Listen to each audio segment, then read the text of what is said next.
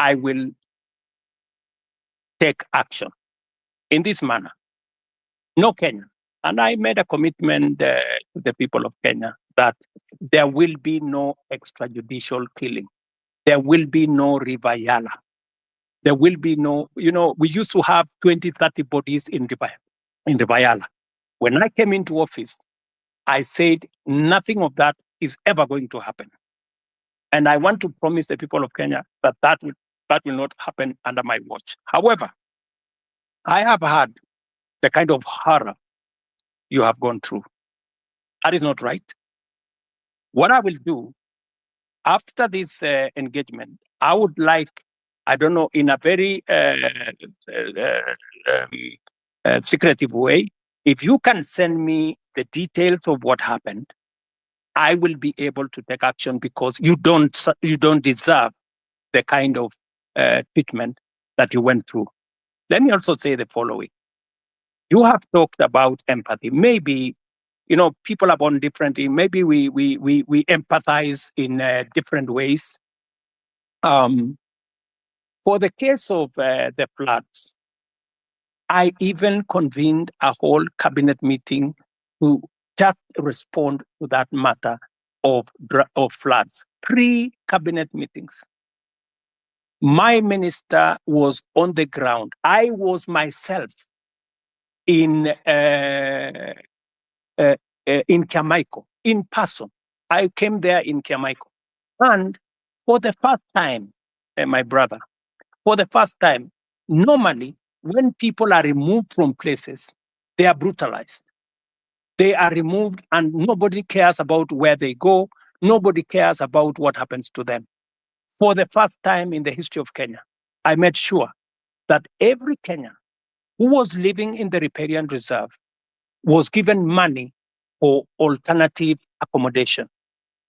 We paid every Kenyan who left that place 10,000 shillings to be able to relocate away from the danger of the floods that were on the river.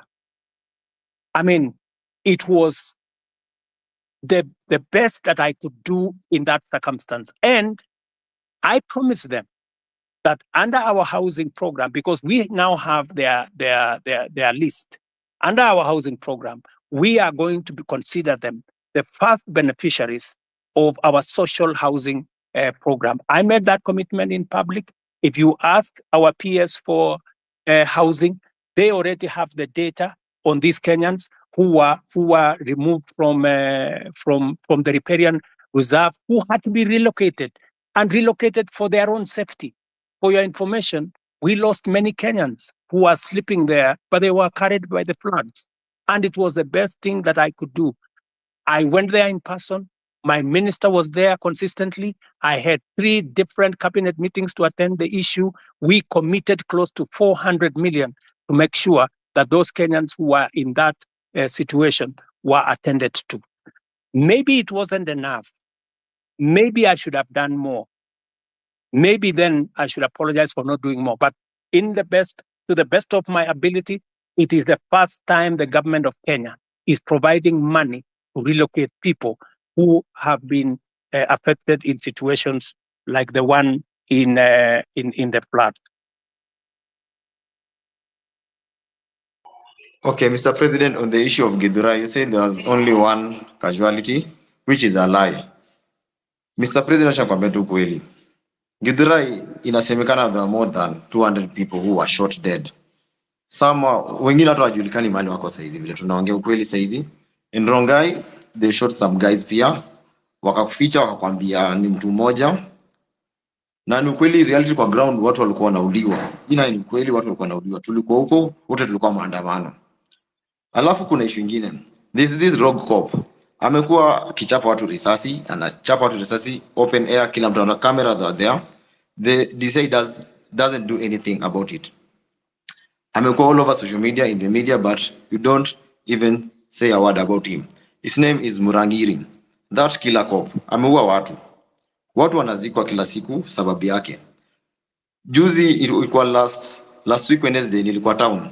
Nilimwona akitembea tu town vizuri along Moi Avenue, very happy, very healthy. He's a killer cop. nothing has been done to him. Hivi vitu tumekuwa tucomplain tangu kitambo. For how long should we be talking about this? About the killer cops?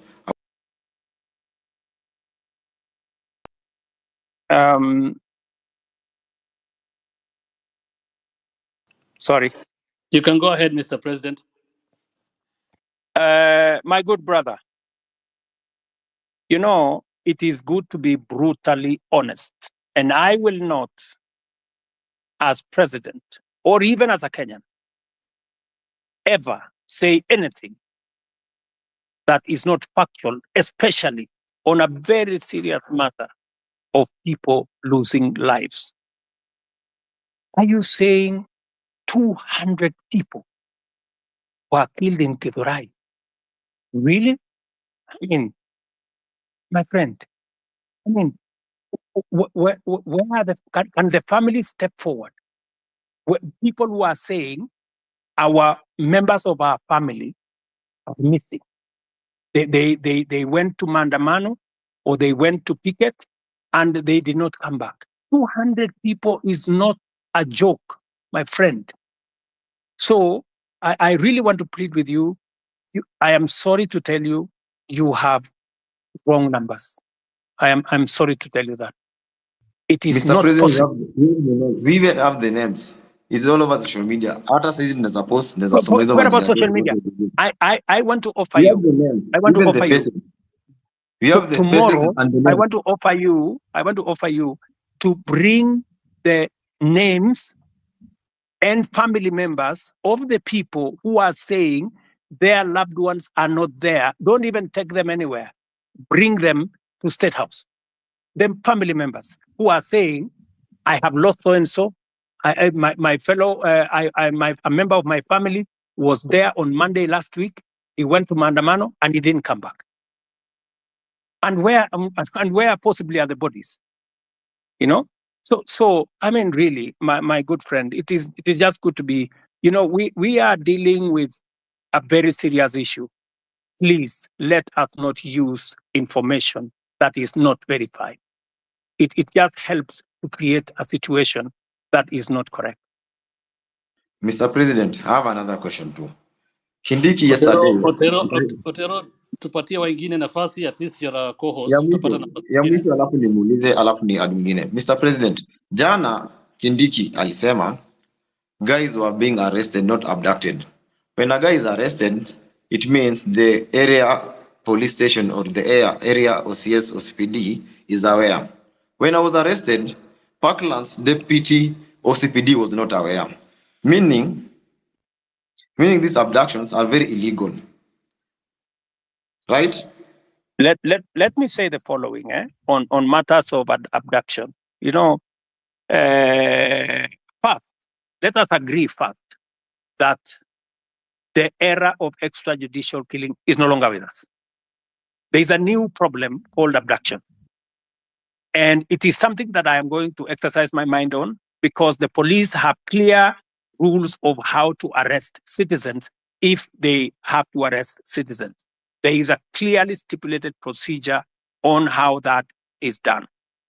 And if anything is done outside the procedure, then it is illegal and it is punishable. So when the police arrest somebody, they must declare to that person that they are policemen, they are arresting this person for this and that and that and that, and they take him to a place that is known. So that is a matter that I will take up and I will deal with it. Okay. Thank you, Mr. President. Otero, tuko na wewe bado utauliza maswali, naona umeanza wewe ni Otero, so unaamua vile utafanya, but patia watu wengine chance. We'll take three. Can you add Wakili Saruni? We'll take 3 people, 3 at a time faster. We have I'll bring in Alai, followed by Edith, followed by Gray, and then you can give Wakili after that 4. So again, Hussein, I really don't think Alai should speak because his comments will be biased. This space is basically about what we are going through in the street. Alai doesn't know about it. In short, Alai amekuwa akiongea mbaya kwa hili story ya maandamano. I really don't think Alai can Alai speak can for himself. We can't limit anybody from speaking. Everybody has the freedom to speak here. No, Kama we- Alai is very bad. So Thank you. let's have Thank the you, Just thank debate Grey and Mara make can it speak, but short. Alai, no, he hasn't been against this. Thank you. Otero, I've been an advocate of freedoms for a very long time, especially when we don't agree. So I would ask you to learn that lesson that you should listen to people, especially when they don't agree with you. And that's what the president is trying to do here. We don't agree with him, and that's why we want him to listen to us, and he agreed to come to the space. And moving forward, I really want to tell the president that, Mr. President, you know that your success is our success, and we really want you to succeed. The problem is that I don't know if you really want yourself to succeed as a president of Kenya. Because from the moment you got to be the president, there are things you did which I think just sabotaged your presidency. When you decided to say that you are not going to listen to intern doctors, I said, does the president know what he's doing? Because he's touching the hearts of Kenyans. These are the people who spend most of their time in public hospitals. When the president didn't take up the matter of pending bills and tell the counties and the national government to pay the pending bills, you know that one is touching the middle class, the working class. And these are the people who mobilize their children, called GENZs. And they came out and said no. When you removed Linda Jamii, when we interfered with Edu Afia, when we saw your friends and very close associates working with bands of money, 10, 20 million in churches, Mr. President, I think you sabotage your own presidency. And that's why I ask myself that the president really tells us that he means well for the country. But is he really meaning well for himself? Because unless somebody else is the president who is doing all these things, the second and last question, because I don't want to spend more time, I'm an elected official in Nairobi, Mr. President, is the issue of Nairobi on-source revenue, which we have asked, we have investigated, we have been taken around. Mara, it was KRA which is collecting that money. We have taken to the office of the president. Finally, we were told that it's being collected in State House by some agency. We can't get, I'm the vice chairman of ICT in Nairobi City County Assembly. But nobody knows who is collecting revenue for Nairobi City County, Mr. President. It really saddens me, because if that revenue was collected in a transparent and verifiable manner, then you know, Mr. President, some of these bills would be taken up by the counties and it will not come to you in the national government so as to pay those bills, Mr. President. Those are the only questions which I had. Thank you. Thank you, Alai. Edith? Yeah, thank you for the chance to ask a question. Edith, are you with us? Can you hear me? Yes, I can hear you. Can you hear me? Okay, let's go to Gray if Edith is not responding. Hello. All right, thank you so much. Hello. Hussein, this is Grayson. Hussein, can you hear me? Otero unanisikia?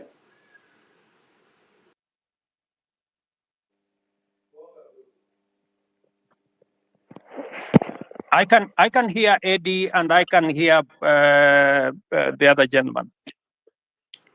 I'd like to ask my All right, question if you can all hear me. Okay, let's have one person speak. Gray, speak. All right, thank you so much, Hussein. Edith, I'm sorry. So, Your Excellency, my name is Grayson Marwa. My question to you is one, and my question is on this very, very emotive and very, topic that we love talking about as a country, which is corruption.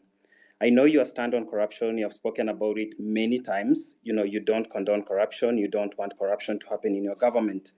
But then I want to point out something. Recently, there was a scandal, with the fertilizer, and the CS was, impeached, or a motion was tabled in the National Assembly by a member of parliament for him to be impeached. But what happened later is that, the same members of parliament from your political party, the UDO party, went ahead and saved this particular cabinet secretary. What does that speak, to your stand regarding corruption? Do you support corruption on one hand, but on the other hand, because he is your CS, these are your members of parliament, they go ahead and flop that motion that was supposed to impeach this particular cabinet secretary? My last question, as a young person, there is a challenge of jobs in this country. But a month ago or so, in the day list, there was a freeze that the public service is not hiring anymore. What are you trying to tell young people? Yet you say each and every day you want to ensure that we give jobs to these young people who go to school but don't have jobs out here. People are, forced to do things that they shouldn't be doing and they went through the education system. If I can get a response to those two issues, I'd really appreciate it. Thank you.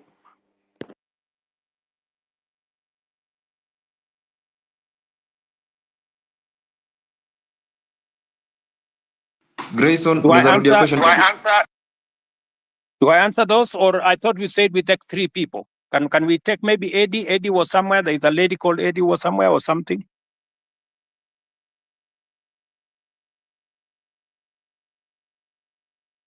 Edith Kimani.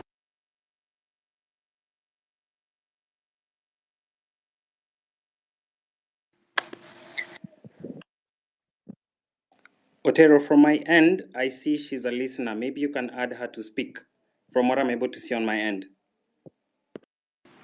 Okay.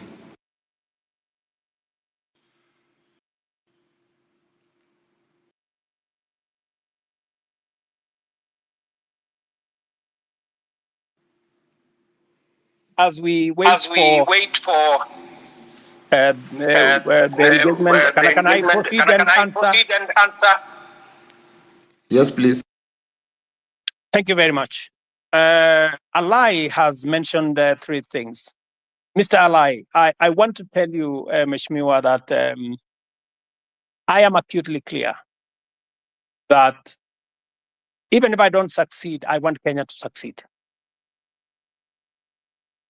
The one thing that I am very clear about is what do we do to change the status of many Kenyans? Intern doctors. There was a long conversation with intern doctors. I made sure that they were attended to. I met the leadership of the intern doctors myself, finally, and we did make an agreement on how to sort out the intern doctor situation, including I have factored in this budget with their concurrence. When I agreed with them, we were supposed to sort out their arrears in 3 years. I offered to sort them out in 1 year after I engaged with them, and the money is in the budget. As I talk to you, I have even today decided that even with a cut of the finance bill, I will still make sure that they are sorted out. The issue of pending bills. My good brother, we have pending bills in the region of 650 billion. It is the reason why I appointed Mr. Ouko, our former Auditor General, to interrogate all the pending bills for purposes of making sure that we can pay them. In fact, one of the items that I listed this afternoon, which was also in the budget, is a provision for us to begin the journey to sort out pending bills, because it is crippling businesses of people, it is destroying enterprises of Kenyans because government is not paying. The third thing that you have said about Linda Mama or Linda Jamii and Eduafia, I have done 3 things. Maybe the explanation. Let me give you the explanation. Itakata space. On Linda Mama. Am I audible? Yes, you are, Mr. President. Sorry about that. What we are doing is, under our universal health coverage, I promise the people of Kenya that we need to ensure that we don't leave other Kenyans behind. Under our universal health coverage, in which this year we now have a budget for it, we are going to scale up the benefits of Linda Mama. That is why we have scaled it up into universal health coverage. We want it to reach more Kenyans. That's number 1. Number 2, we want to enhance the benefits. The benefits were 2,500 for women giving birth in in hospital, in smaller hospitals, 5,000 and maximum of 17,000. We have now changed that.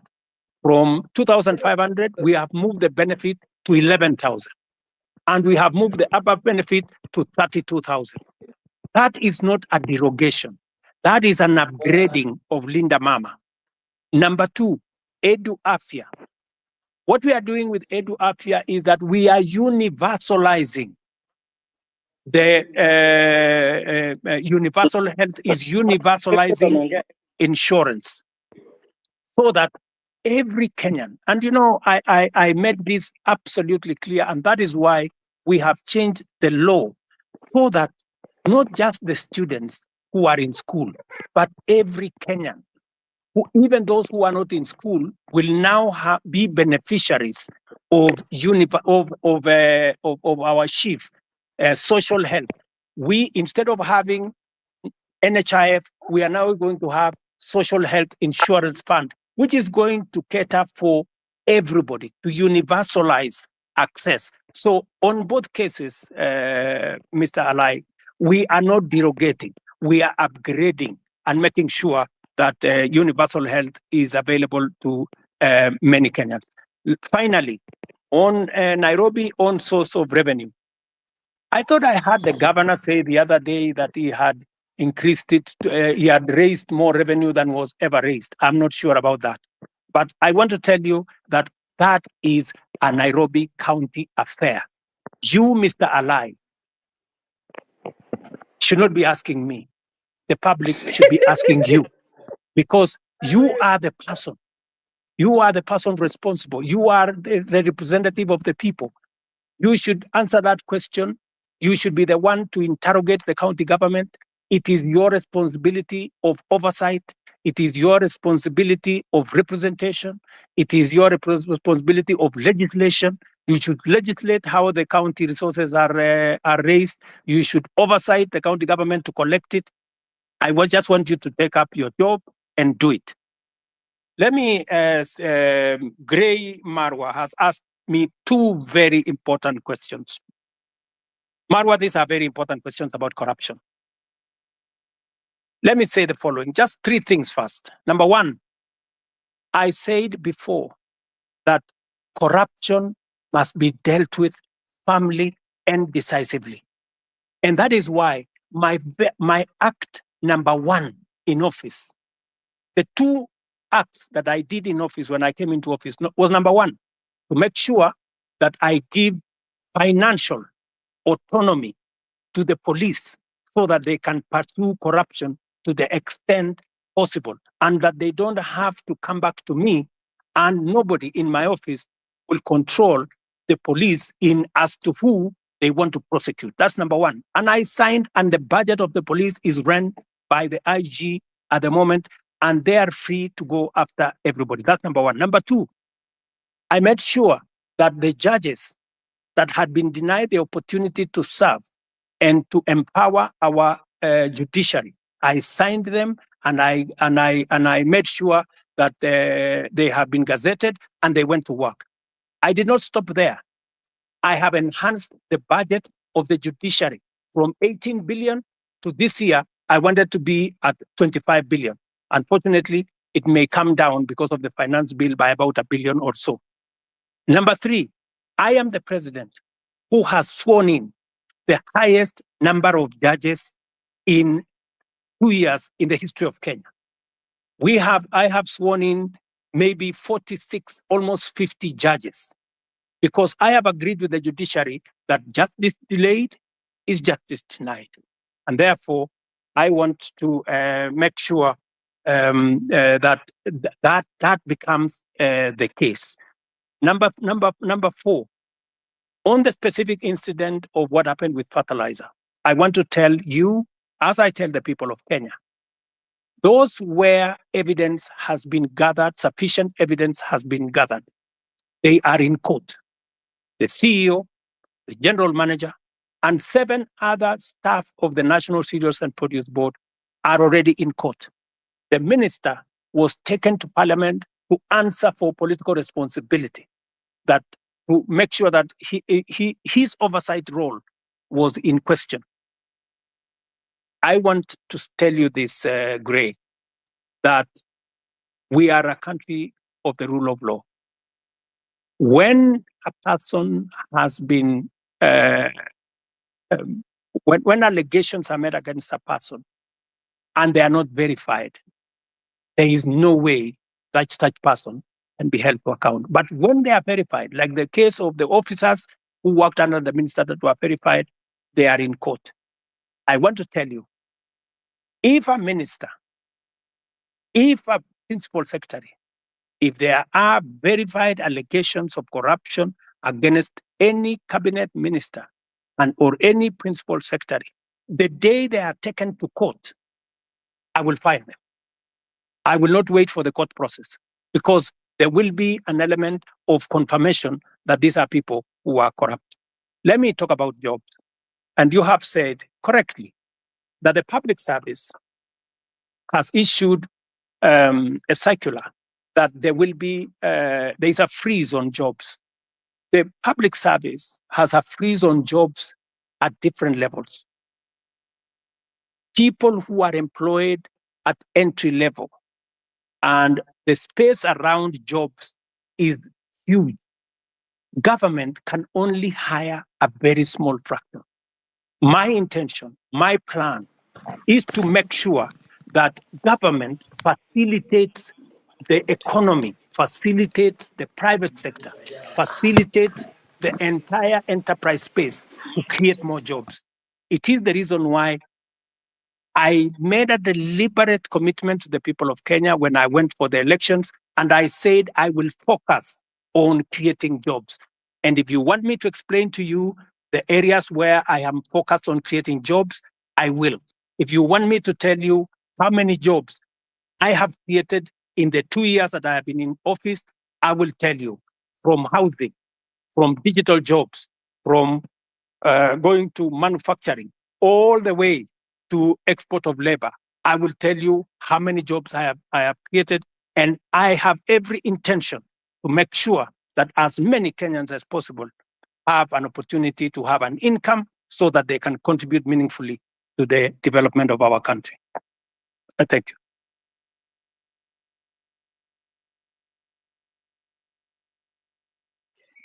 Ling, you can speak.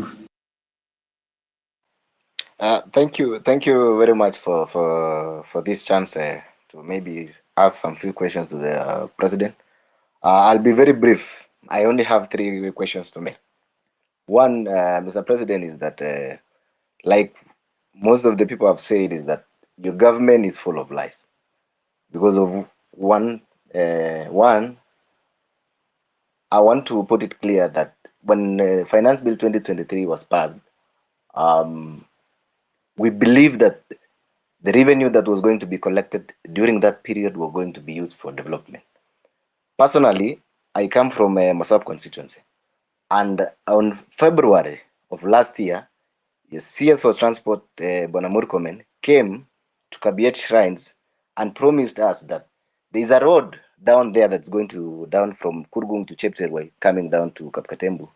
He said personally that since that this is a road that was left midway by the contractor, he was going to send the contractor in a record 3 months to be on site so that the road can continue so the contractor can start the construction. Up to now, we still haven't seen that. So that basically tells you that that is a liar. Number 2, I think the Gray has talked about the issue of fertilizer. You've said, Mr. President, that if you find that there is a case against the said minister, you're going to fire him. There is a case that has been filed by the Law Society of Kenya against the Minister of Agriculture. If kindly, we can tell the minister to step aside so that, trying to investigate someone who is in office becomes very hard. So let the minister step aside so that we can continue with the investigation. Number 3, I would want to talk about the arrogance that is in your government.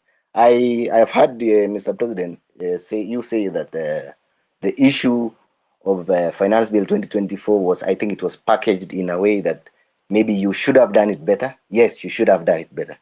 The reason being, the people you sent out there, since like the MP for Molo on the issue of the motor vehicle levy. At some point in the TV, he told people that, you know, if you cannot be able to pay that, just leave your vehicle at home. That is the arrogance that was displayed, that was being displayed. The leader of majority in parliament, Kimani Ichung'wah, even went out on a podium, said that, you know, that these are the GENZs, they come with the phones, they go to KFC, they go, and then they come with an Uber. That is the arrogance that fueled all this anger that you're seeing in people. And then lastly, on the issue of, I come from, you know, this generally this region of Uasin and maybe Nandi and Uasin. There was an issue of the Finland scam that happened. There's a case in court. Parents paid for the money.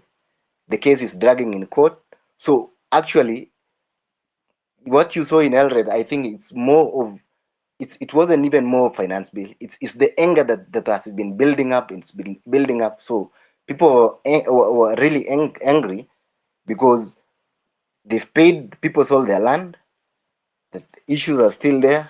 Nobody's talking about. We have a case that is in court. It can drag to 5 years. So what happens to the money that is been lost, that someone was going to go to school tomorrow, or by next year maybe they would have graduated. So I think those are the issues that I have. I want you to address in regards to the areas that I have mentioned. Thank you. Wakili Saruni can speak.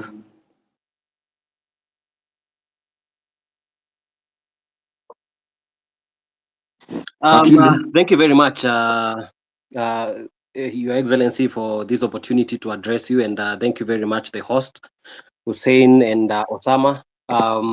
My name is Jesse Saruni, or rather Wakili Saruni. I am the president of University Students in Kenya, KUSO. And Your Excellency, I have a few concerns. But first, allow me to give you a background of why, in my opinion, I feel comrades were very disturbed about the finance bill.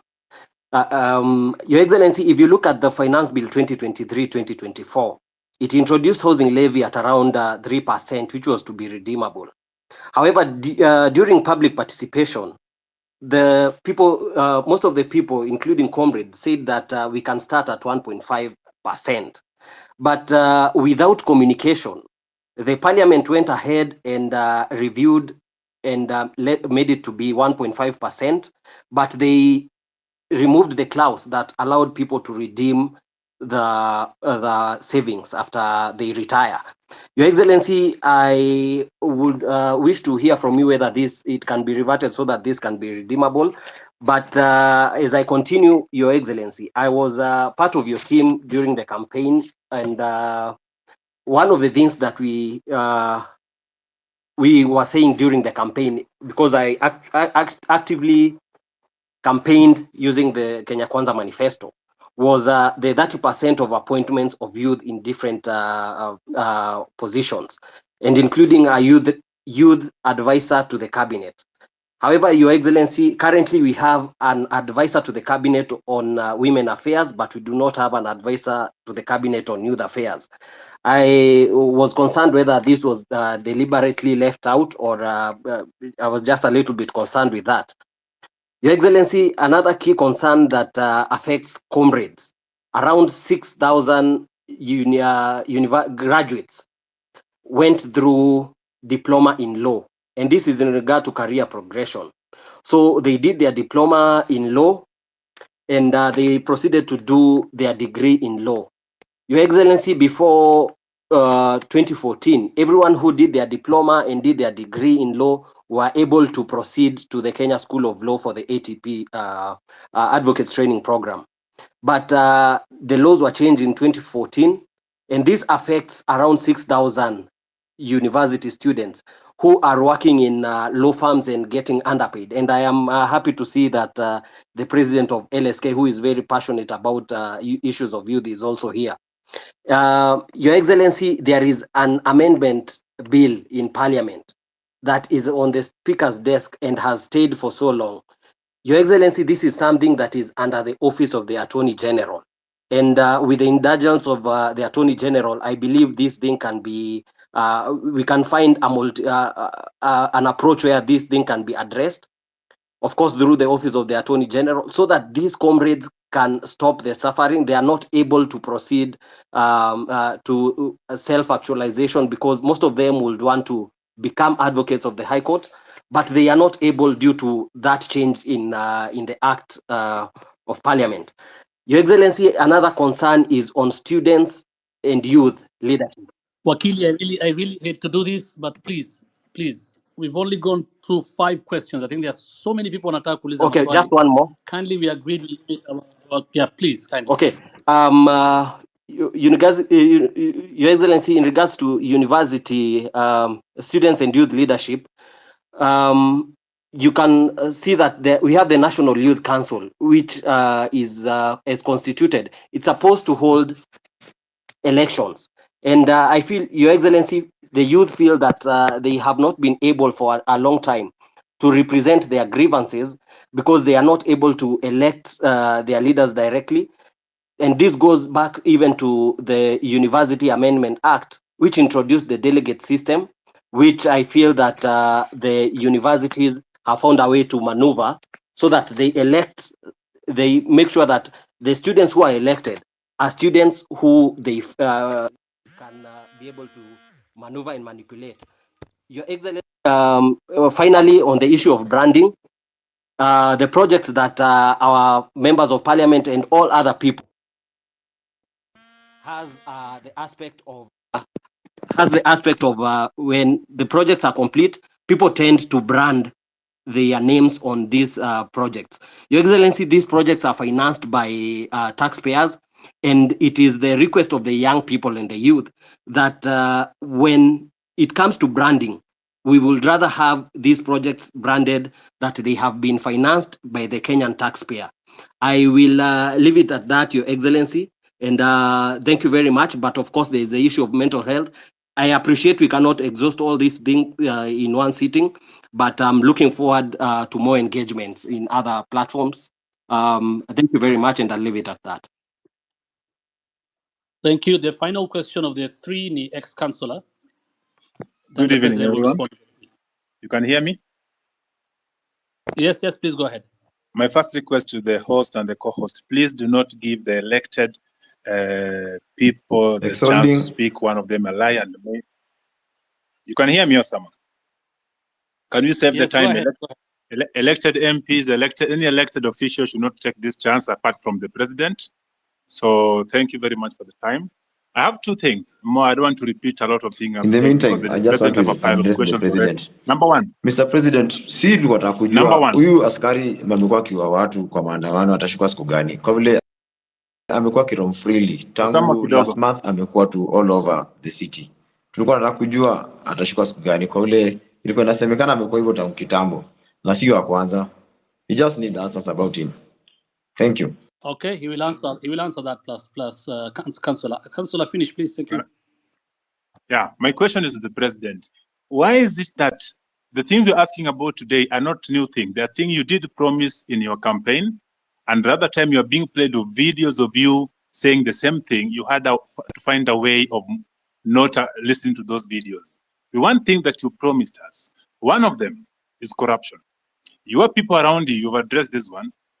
You can't tell me out of the 100 people you have around you, 90% are corrupt or have story of corruption, and you are doing nothing about them. I'm a medic by profession, and the issue of NHIF, which is moving now to shift. I read the last 2 days of millions, 300 millions, another 900 million today, disappearing to wrong or fake claims. I'm wondering, if the change from NHIF to shift, will it improve or just another way to get more money for people around your circle to buy houses, buy big cars, and laugh at us? Now, Mr. President, Councillor, you are here. Those are about 2 questions. Now let's have the president answer. We don't have a lot of time. We have wengi. They need to ask questions to the president. Please let the president respond to that. If we get a chance, another chance, utauliza swali ya tatu tafadhali. Very much. Thank you very much, good people. Let me start with the gentleman. I didn't get his name, from Osop. And that gentleman says We have too many lies flying all over the place. Let me just state. Let me just put it clearly. So many people have spread this story about William Ruto not telling the truth or making fake promises.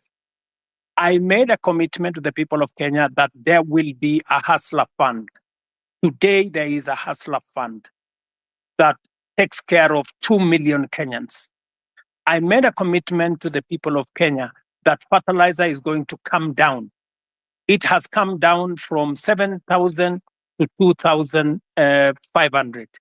I made a commitment to the people of Kenya that we will have a housing program. Today, 103,000 houses are being built with 160,000 young people, real people, engineers, architects, quantity surveyors, plumbers, technicians working. I made a commitment to the people of Kenya that we are going to sort out matters in the education sector. Today, we have hired the highest number of teachers in Kenyan history in one time, 56,000 teachers. I made a commitment that I am going to sort out the mess that was in our universities. Today, ask any vice chancellor. With our new funding model, we have sorted out the challenge that was there in our universities. Today, lecturers are being paid. No university today is about to close down. When I came into office, most universities were teetering on being closed because of debts. I made a commitment to the people of Kenya that I am going to implement universal health coverage. Today, as I talk to you, we have 100,000 community health promoters in every village in Kenya that I pay, that I have equipped to begin the journey towards universal health coverage. As I talk to you today, there are 4 pieces of legislation that we have implemented, that we have enacted to actualize universal health coverage. I can go on, and I can tell you, every commitment that I made, I said I am going to appoint the judges that were not there, I did. I said I'm going to operationalize the fund for the police, independent police, I did. I said I am going to enhance the budget of the judiciary, I did. You know, when people want to conveniently say a few things that propagate a certain narrative, it is easy. But let me leave that there. Let me go back to the Mosop Kurgung story. I want to tell you, my good brother, we have stalled roads in Kenya. In fact, the debt we have on roads is 910 billion. Because we rolled out a program that we didn't have money to do. It is what is troubling me now. It is why many people are asking me, why are you outside the country? I went to China, for example, and I got 40 billion shillings to do at least 8 roads that were stalled.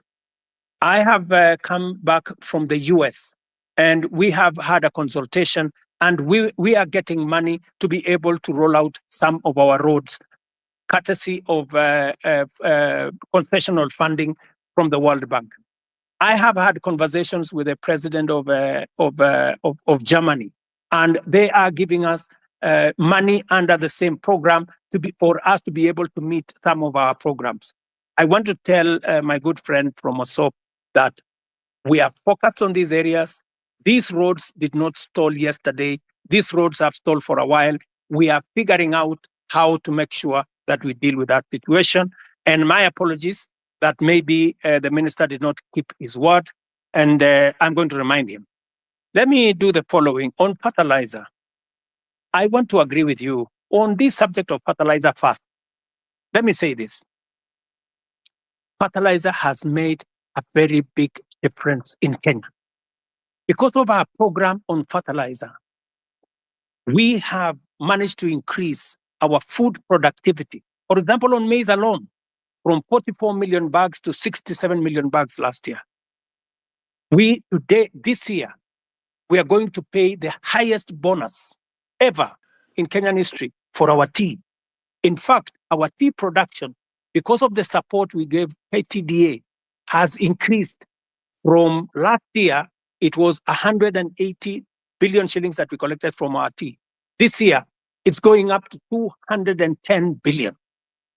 On coffee, the average payment of coffee last year was in the region of 70, 80. As I talk to you now, because we supported our tea farmers, the average payment for our coffee is in the region of between 100, 120, in some very good cases, 129 shillings per kilo. The whole array of what we have done with fertilizer is phenomenal.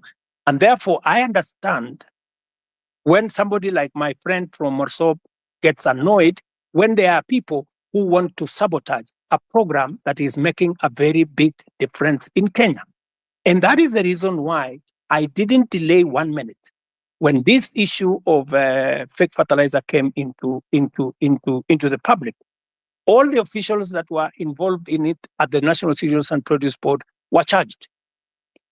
When the minister is when there is evidence gathered enough for the minister to be held to account, I want to promise you that I will fire him and any other minister for that matter, if there is sufficient evidence to hold anybody accountable.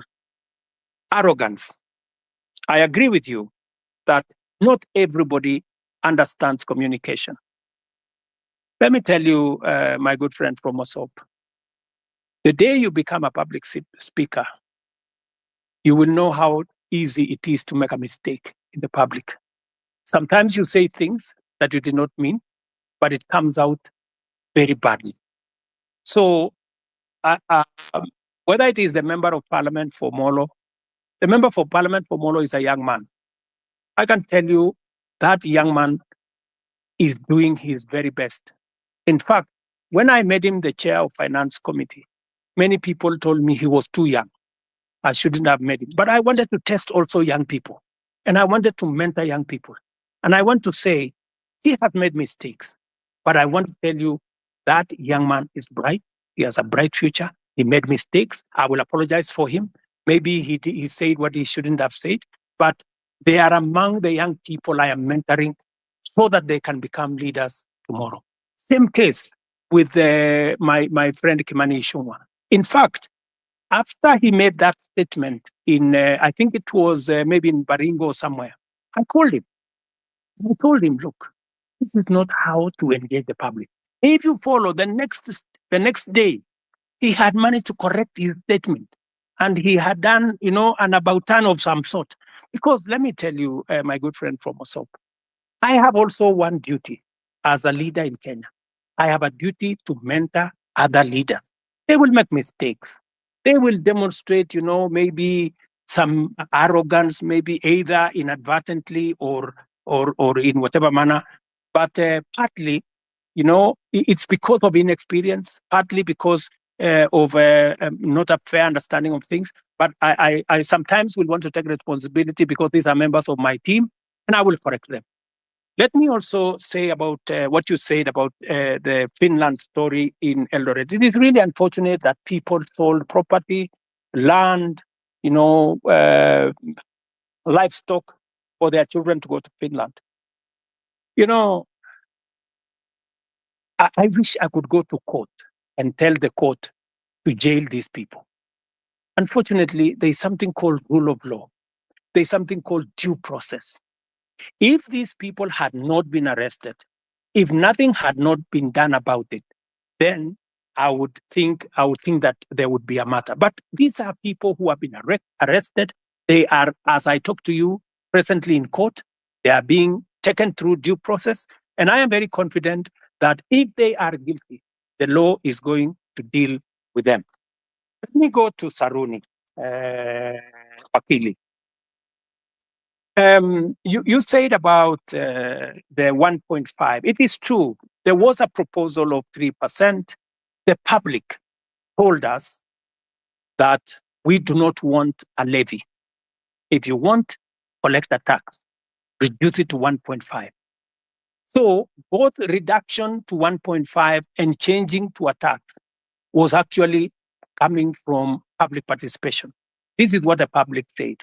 If the public are going to make a different suggestion going forward, we will respect what the public will have said going into the future. Am I still audible? Are you there? Yes, yes. Yes, Okay. yes, Your Excellency, we are here. Let me say this. I agree with you, my friend, that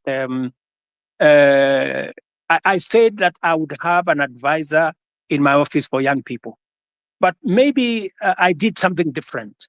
I gave many young people. If you go to parliament, if you look at the leader of Senate, if you look at the leader of many committees in parliament, I made young people. If you look at my deputy comptroller of State House, these are young people. I decided to have more cabinet, more principal secretaries. If you look at the profile of my principal secretaries, you have people in their 30s, many of them serving in substantive positions. In fact, many people were asking me whether these girls, some of them look like they are, or these boys, whether they can be principal secretaries. And I am very proud of them. They are doing a wonderful job. But that is something I will consider, Saruni, that as a way of keeping a promise, I think that is something I need to consider. And thank you very much for your feedback. Let me also say on the matter of the law that is bringing problems to 6,000 diploma law students who, because of a law in 2014, I will take it up with the AG. Ordinarily, professional organizations like the legal fraternity are normally regulated by professional bodies like the LSK and all the others. If we get a recommendation from the LSK to the Attorney General, I will be able to facilitate and make sure that we don't enfranchise 6,000 people in Kenya who have undergone training and who need to practice law in the way they want to do. I agree with you that there has been a problem with the Kenya Youth Council. We need to deal with it. And I have told Ababu Namwamba, my minister for young people, to look at whether we have the right forum. The problem with the Youth Council, it has always looked like it is a government agency. We want to make sure that it doesn't look like a government corporation or a government agency. We want it to be a young people's organization in a way that government influence and government intervention is limited so that the young people can speak for themselves. I would welcome ideas, Saruni, from university leadership on how we can make the Youth Council better, more democratic, and more representative of the young people. I couldn't agree with you more on this branding issue. I see faces of people all over the place on government projects that have been done. And I think it is meant to look like they did it with their own money. I agree with you that this branding, if it costs public money, it should stop. And it is feedback that I am going to take in to see to it that no public money is used to paint people's photos on government projects. Let me answer ex-councillor. I'm told he's ex-councillor, but he's also a doctor. This is good. I didn't know that an ex-councillor, a doctor can be an ex-councillor, but that is good. He has asked me about the NHIF and the transition to shift. Let me tell my brother, I didn't get his name, that the reason why we are shifting from NHIF to shift is because NHIF is limited. NHIF only captures a small section of our society. It is my intention, as I made a commitment to the public, that every Kenyan must have two things: must have access to healthcare and must have access to health insurance. we must make sure that those people, even those who cannot afford NHIF, because there are many people who cannot afford the 500 we are paying at the moment. And that is why we have brought in a means testing system so that the people who cannot afford the 500, we have now reduced it to 300 under the new program. And even those who cannot afford the 300, the government of Kenya is going to pay for them, so that no Kenyan will go to hospital, whether they are suffering from hypertension or cancer or diabetes or whatever. Either they get treatment because level 1, 2, and 3 are free, or they can go to a referral hospital and there is an insurance system through SHIF, that's a social insurance that is going to make sure that their bills are paid. So, and let me tell you, one very important addition to this program is the digital health platform.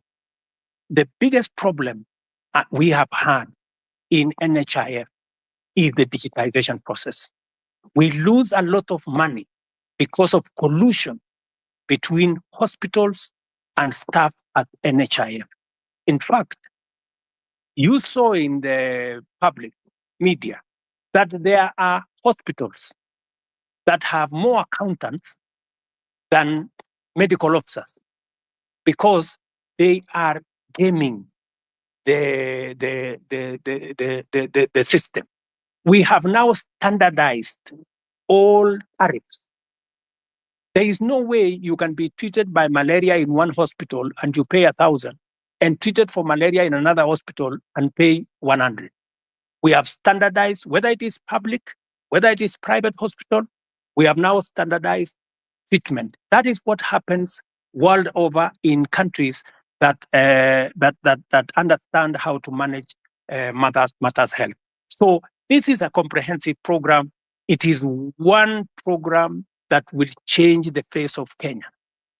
Kenyans will no longer have to sell their land, sell their property to go and pay for hospital bills. We will, all of us, stop these harambes and the public collections that we are collecting to go and deal with people. So, my good friend, this is the plan. We have gone through it with Parliament. We have enacted 4 pieces of legislation. It was my plan to launch it on the 1st of this month. Unfortunately, because of the challenges we've gone through with the finance bill, we have shifted it to begin 1st of October, but the process of registration has already started. I think we are on day 4, and already over 100,000 Kenyans have been registered. So, and I want to encourage all Kenyans to register so that we can be able to plan for our health together as the people of Kenya. And we can even plan for our health commodities, and we can be able to secure everybody from matters illness. Thank you very much. Not finish my questions. So as I continue, no, but my main point was corruption, whether it's an HIF or SHIF. I told you 300 million paid to fake claims, around 9 million today, early in the morning. Will this stop in the new system? Is that since you came into power now 2 years ago, the only thing you keep mentioning is the price of unga going down and the housing project, which we do know very well will not be occupied with the common mwananchi like me. So do you have another project that you can always tell us? The things you promise, a lot of things, from police killings, that things are happening. Which one are you going to address other than the two of price of unga and housing? Now, in the police thing, there's somebody, as someone has told you, you have not addressed. Someone was asking, there's a police that killed somebody, is believed to have killed the first Rex, the first death of the protests. Still roaming. Yesterday, the other day, was seen in a video shooting directly to a crowd. I didn't see the end of the bullets. I cannot tell the crowd to a wall. What is happening to this? When are these people getting arrested? What is the CI doing about them? Why is it that the nobodies are getting arrested, arraigned in court in very few days, but then the big boys are just sitting somewhere eating our taxes? What are you doing about them? What is your direction to address this issue? Thank you. So, and also, if you notice something in the pattern, The last Mandamano, the recent one that was full of goons. How come the first four, there were no this violence? But then there is the last one, with coffin in town and police entertaining these people dropping the coffin from the lorry, as well as seen packing them back in the lorry in the evening. It's clear that somebody was behind this and the police could not touch the very people that were doing this. But when it was another person with a phone and a bottle of water, they get shot, they get tear gassed. What is happening? Why do you speak A and do C? What instruction are you giving to the police? Yesterday I saw that you are praising the police for having done a good job professionally. Well, people died. What are we praising here? What Kenya are we looking at? So can we just match the word with the action? We've been talking too much. We see you on TV every day. Now we're on space. When are we getting to see action? Let me give space for other people. Thank you.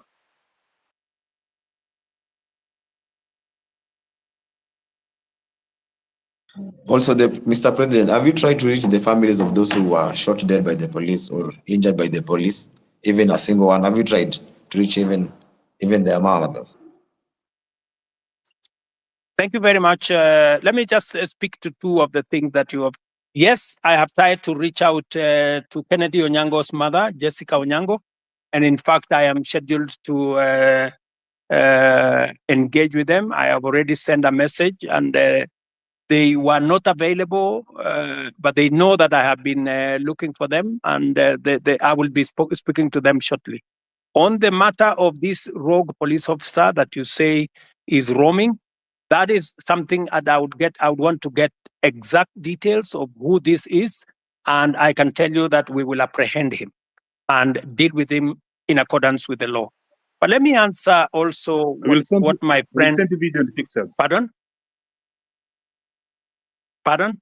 If you're having a difficult locating the police, we have videos and pictures of them. Okay. So that should be easy. Please forward the picture and photos to me, to Hussein, my spokesman here, and also I would appreciate if you can send it to also my inbox if you can, or if you can send it to the Independent Police Oversight Authority. We will deal with it. But let me also respond to you about matters corruption. I want to promise you that part of the pushback we had on implementing our universal health coverage is because of corruption. Very many corrupt people who are gaming NHIF were against what we were doing. That is why they went to every court available, trying to sabotage this program, because they know that they will be out of business once we roll out this program, because there will be no room for them to hide. It is also the reason why, my good friend, I am digitizing government services, because I want to reduce the interaction between Kenyans and officers who sometimes ask for bribes left, right, and center. I want Kenyans to access public service from the comfort of their offices or their phones or their homes. But let me speak to the subject of corruption in that matter. Number one, we will operate a digital system through and through, whether it is with KEMSA, we are digitizing KEMSA, we are digitizing commodity distribution, we are digitizing matters to do with the all health hospitals. In fact, the program that is going on now, we have grouped hospitals into PCNs, where we are grouping a number of hospitals into one PCN in every sub-county, so that we can identify where these hospitals are, and we are working with the counties. I know you have said that the only thing I talk about is unga and housing. Let me also tell you, the whole housing plan is not just about houses, my brother. It is about real people, real jobs. Jobs in our industries that manufacture cement, jobs in our industries that manufacture steel, jobs in our industries that manufacture clinker, jobs, engineers, architects, accountants, HR managers, and many people who are working in that ecosystem. And beyond that, let me also tell you, My manifesto is a 5-year manifesto. What you are what I am doing now is a cut. There will be an exam in 5 years, and I will tell you, when I do the exam in 5 years, you will see the results. Number two, beyond what I am doing on the space of jobs around housing, I am actively doing a big program on digital jobs. I was in RUTO the other day, launching with CCI a digital hub that is hiring, as I talk to you today, 5,000 Kenyans in RUTO. I challenge you, you can go to RUTO tomorrow, to CCI, you will find them working. And they are not the only ones. We have 140,000 Kenyans today who are working in different parts of Kenya, in TVETs, in ICT hubs, who are not working before I came to office. Today they are working because I have a very clear plan on digital jobs. When I talked in my manifesto about digital superhighway, it was not a write-up. It was not an essay. It was something that I intended to implement. As I talk to you, we are rolling out fiber optic using our power lines across Kenya. And in this year's budget, I had set money to work with the constituencies, with members of parliament, to make sure that there is an ICT hub in every ward in Kenya, where young people in ordinary places in every ward can have access to the internet, to computers, and to make sure that these young people are trained and they can have access to a digital platform where they can work. As I talk to you, listen to me carefully, 149 to be exact, 1,000 young people who you can contact today are monetizing their talent on the digital platform, working under the program that I have set up. So it is not just housing. It is not digital jobs only. Let me also tell you, today, because of the program that I have rolled out on matters to do with export of our labor, as I talk to you, last year, 120,000 Kenyans went to work abroad in different countries. I've had a good sister there say, what is the president doing in Germany? What was the president doing in America? I want to explain to her simply, what was the president doing in France? We are signing 19 new bilateral labor agreements that will give an opportunity for Kenyans who want to work abroad, an opportunity to export their talent. I'm talking about engineers. I'm talking about accountants. I'm talking about HR managers. I'm talking about